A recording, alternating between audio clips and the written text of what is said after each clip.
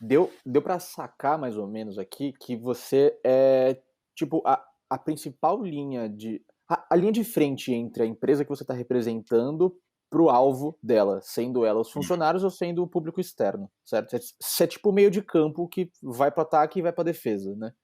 exatamente. Mas a sua trajetória, a gente sacou aí vendo no seu site e nas suas redes sociais, você começou faz tipo 20 anos já. Caralho, faz 20 anos, meu Deus. É. Pois é. Me formei em Bateu 2001, aqui. exatamente, 20 anos Exatamente. esse ano. E eu já estava Exatamente. trabalhando em 2001.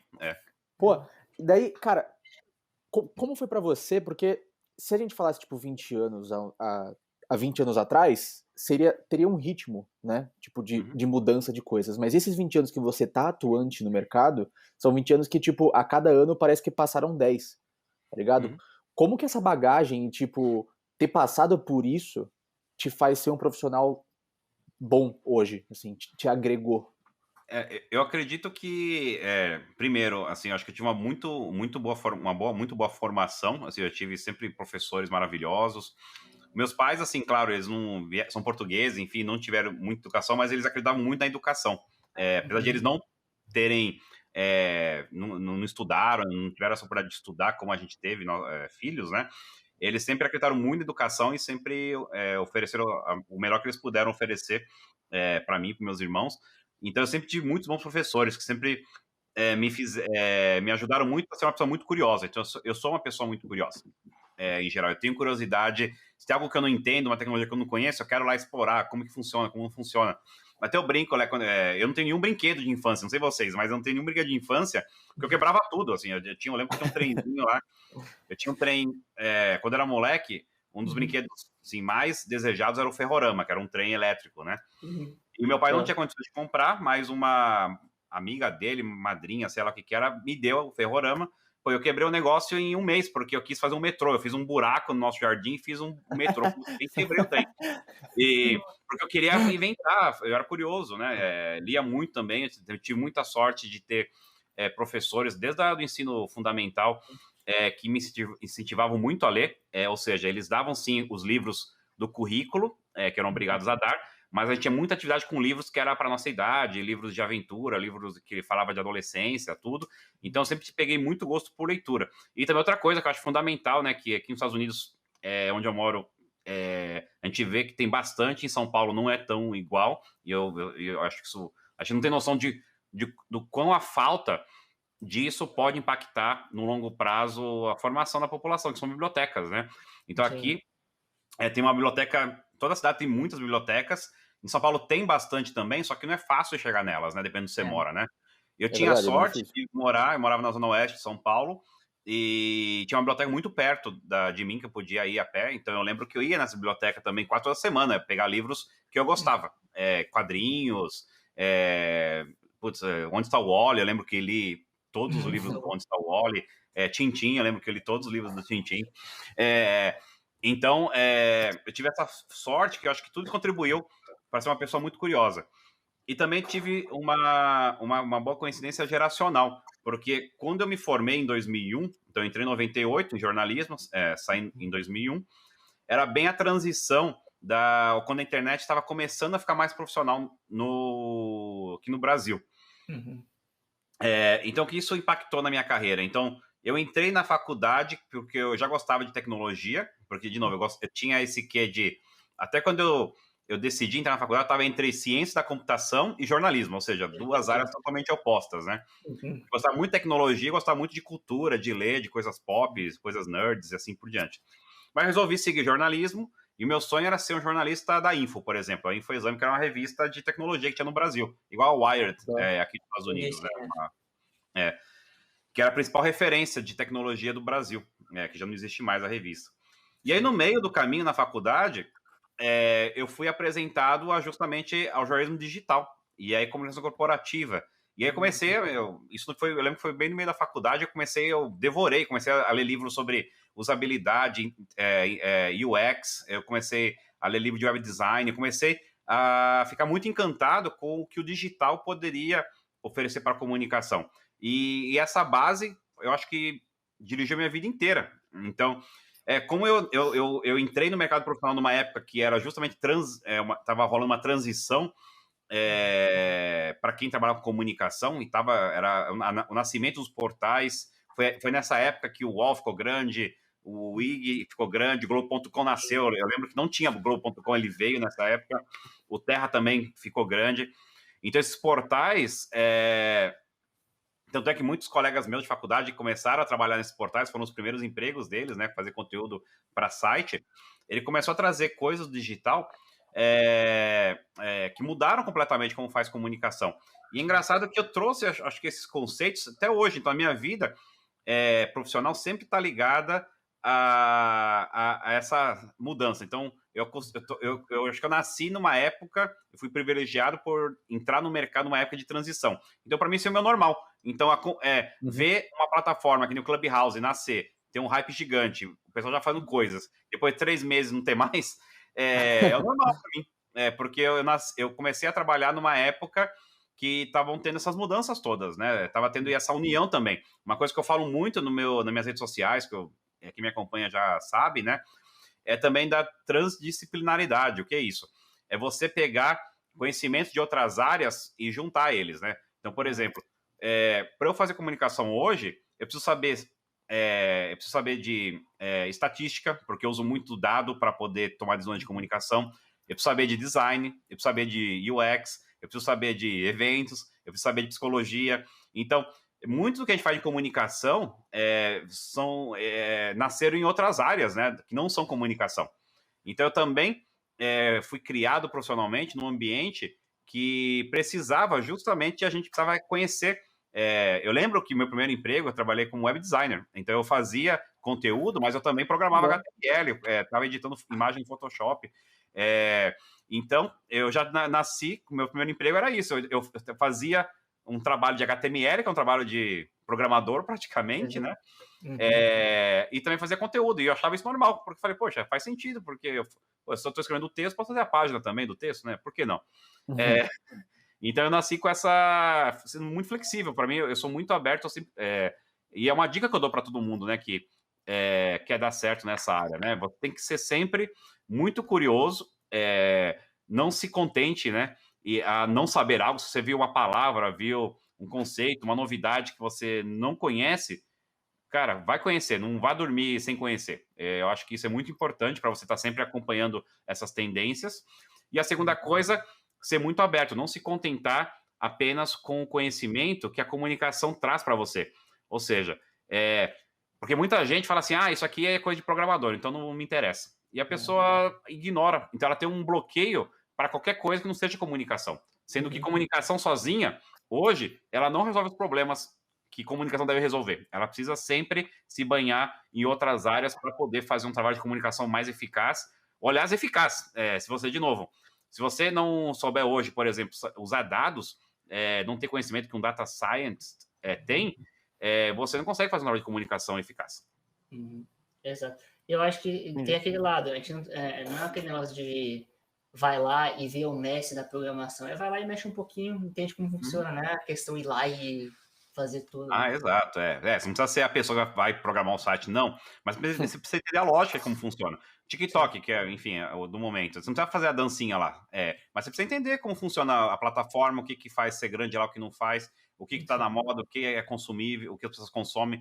Porque, de novo, se você é um profissional de comunicação e você não está no TikTok, nem que seja como observador, para entender como é que esse sistema funciona, esse é um problema. Assim, mesmo o Clubhouse nasceu.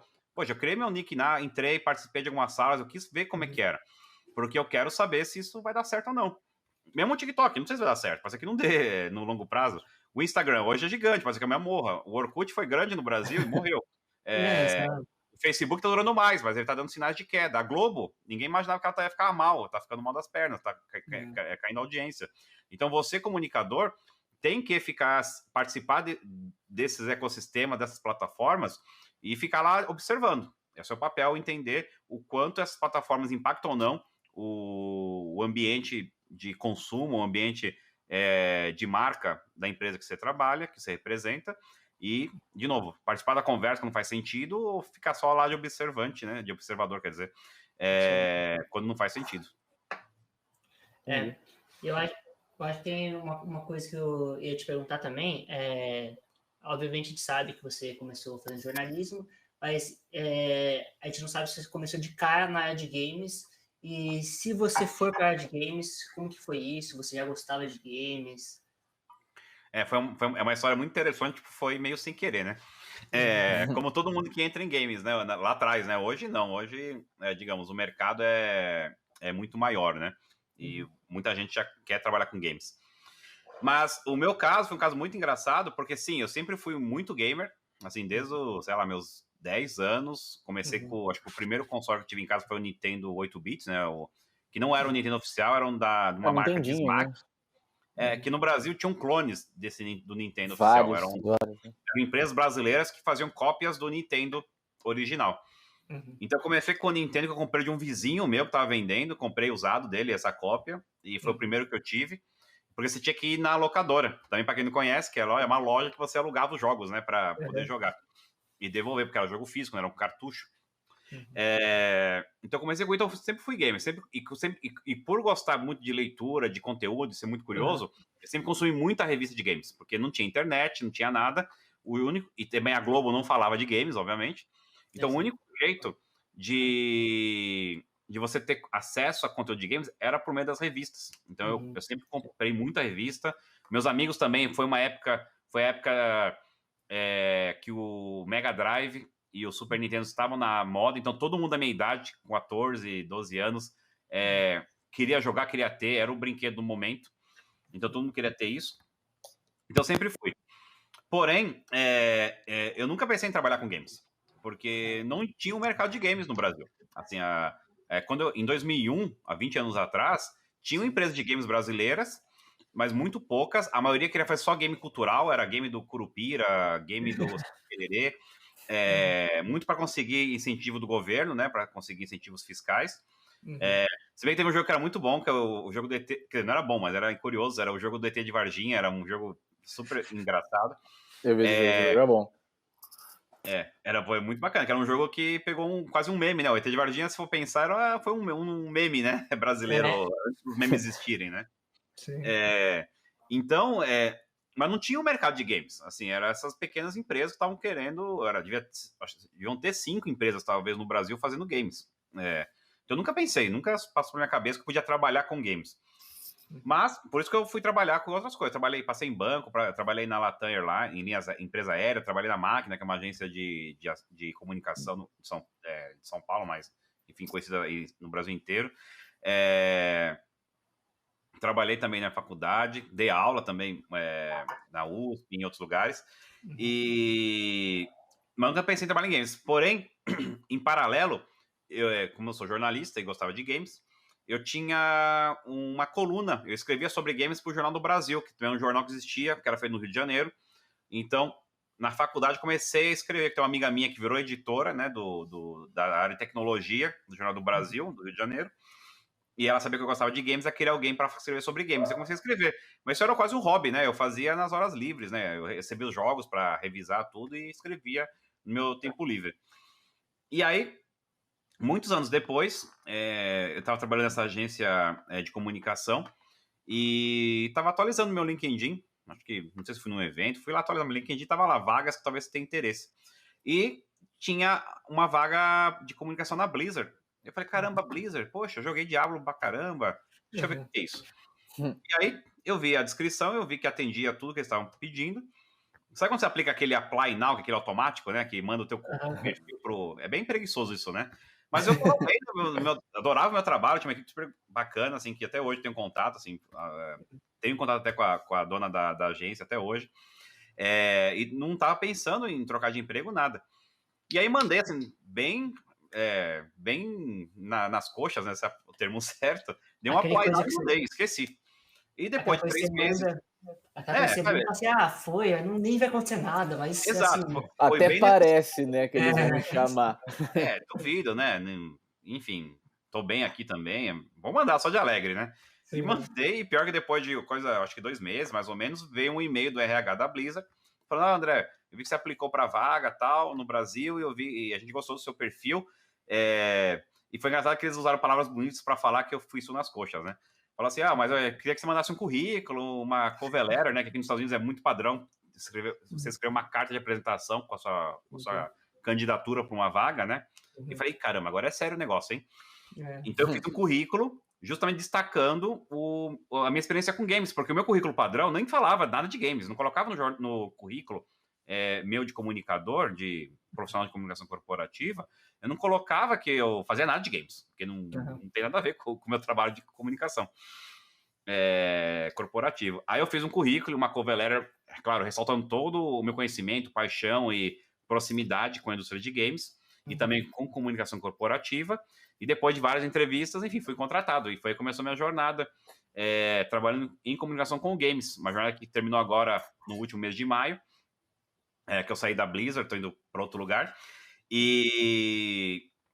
mas foi uma jornada assim, que eu tenho muito orgulho e foi uma experiência assim, fantástica, porque a gente teve a chance, era eu e mais 2 pessoas praticamente, né? Eu cuidava da comunicação, tinha o Ivan, que era, enfim, cuidava de toda a operação Brasil, mais o Thiago, que foi nosso primeiro rapaz de marketing, né? Que hoje está na Garena, o Thiago Guarino, e o Ivan Caco, que cuidava da operação. Eram nós 3 mosqueteiros para abrir a Blizzard no Brasil. Então foi até a oportunidade de começar. E a gente era uma startup, de certa forma, né? Dentro de uma empresa gigante, porque eram só nós 3 e a gente estava começando o negócio. Então a gente pôde escolher o escritório nosso, escolher onde ficaríamos. Foi muito bacana, assim, poder participar do começo de uma grande empresa indo para um mercado como o seu, né? O mercado que eu nasci. Então eu tenho muito orgulho disso, porque eu que cresci no Brasil sendo gamer e sabendo o quantas coisas a gente faltava para nós como gamers, né, no Brasil, historicamente. Então, se você não sabia inglês, você não podia entender o jogo. Se você não tem cartão internacional, você não podia pagar pelo jogo. Se você via a revista lá, tinha lá camiseta, tinha livro, tinha bonequinho do seu jogo favorito, e na gente, no Brasil, não tinha nada. Então, quando a gente entrou, a gente começou a operação da Blizzard no Brasil, foi muito com esse espírito, né? Poxa, a gente quer trazer para o jogador brasileiro o mesmo ecossistema, o mesmo acesso que o jogador americano tem. Então, por isso que muitas coisas que a gente fez nos últimos 11 anos, enfim, trazer os jogos traduzidos, oferecer opções como o boleto bancário, que todo mundo ainda usa, que agora com o Pix acho que vai cair, né? Mas o boleto sempre foi muito popular e muita gente começou a jogar os jogos da Blizzard, porque quando começamos a oferecer boleto, que as pessoas não tinham cartão internacional, a gente sabe o quão a educação no Brasil está longe de ser uma educação suíça, né? Então, as pessoas, nem o português, as pessoas são muito educadas, né? Então, imagina inglês. Ninguém fala inglês no Brasil. E isso é uma coisa que tu não precisa lembrar, porque às vezes você tem amigo, você fala inglês, seu amigo fala inglês, o teu círculo fala inglês, você cai na impressão que o Brasil inteiro fala inglês. Mas não, assim, você é 0,0% da 1% da população brasileira. Então a gente tem que ter sempre essa perspectiva que muita gente que queria ter acesso a games não tinha 10 anos atrás, porque as empresas simplesmente jogavam jogos no Brasil em inglês, paga em dólar, cartão internacional e se vira aí. Então foi bacana trazer tudo que a Blizzard já tinha para o americano, para o europeu, para o asiático, para o Brasil, para a América Latina como um todo, né? Então esse é um projeto, que eu vou ter orgulho para a vida inteira, com certeza.